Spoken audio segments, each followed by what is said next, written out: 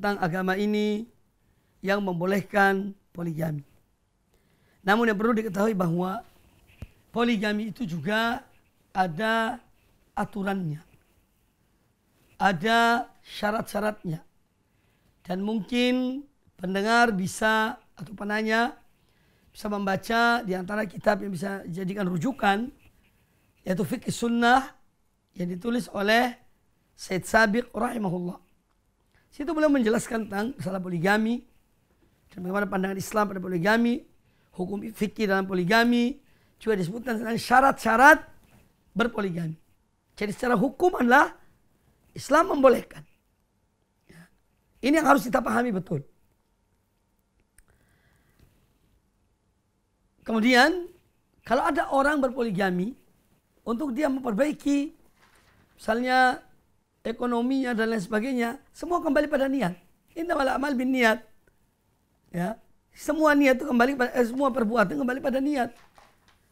Ya, nanti yang akan membalasnya atau kelanjutan dari hal itu diberkahi atau tidak juga kembali pada niat. Oleh karena itu, seorang kalaupun dia misalnya harus berpoligami, luruskan niatnya, benarkan niatnya. Ya. Jangan kemudian hanya sekedar untuk mengambil keuntungan dari wanita itu. Di sisi lain wanita itu mungkin tidak diberikan haknya. Tapi dia hanya mau mengeruk keuntungan. Ini pun tidak benar. Ya. Tidak benar.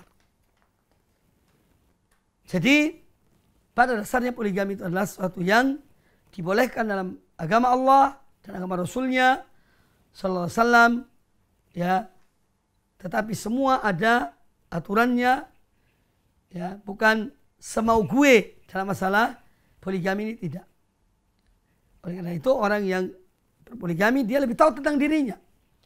Ada seorang laki-laki yang mungkin dia harus memiliki lebih dari satu istri. Ya.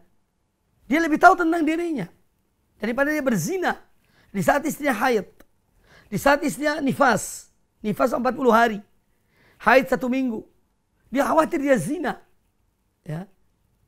Karena dia tidak bisa mengumpuli istrinya misalnya. Maka dia lebih tahu tentang hal itu. Dan dia berhak untuk menikah dengan semua pertimbangan. Dan semua pertimbangan. Karena menikah ini atau poligami juga harus dilihat sisi-sisi. Kalau seorang dalam poligami harus menghancurkan rumah tangganya. Harus menjadikan anak-anaknya durhaka kepadanya. Kurang ajar kepadanya. Berakhlak jelek padanya. Apakah ini hikmah dari poligami?